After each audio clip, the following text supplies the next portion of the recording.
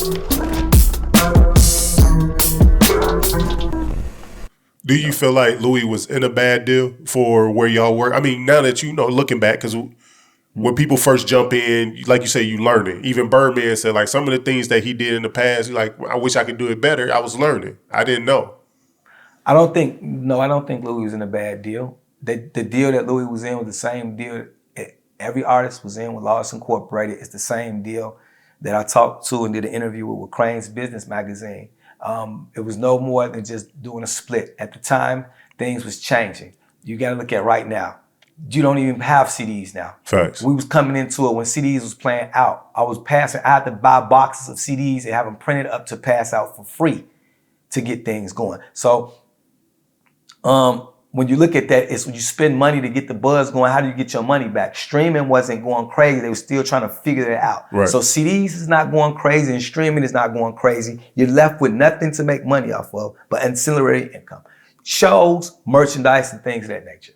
You know, so you have to structure a deal at that point that goes into a 360 type situation to profit share with everything. If not, you're putting money out there and you're not going to get that money back because they still trying to figure out what's up with CDs. And streaming wasn't, all the way figured out yet. So honestly, I was going into not knowing where I was going to get my money back from, but I trusted the process and knew that I would get the money back working the system and working it as long as I did the things that I was supposed to do. Which was make sure things was connected properly with contracts from speaking to my lawyer. Got you. And I did that. So when you go to any individual being held by any contract and things change in their life, they feel like, and times change in their life, yes, they feel like it was a bad deal.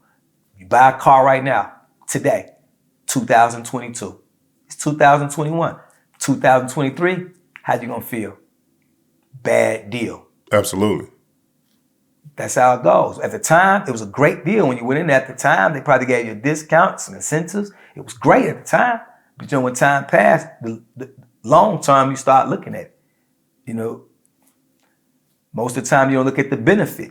People look at the negative things before they look at the positive things. So you got a person going through some negative stuff in their life and they're looking at the negative things about something instead of the upside. Everything was set up on the upside to work, not to pause.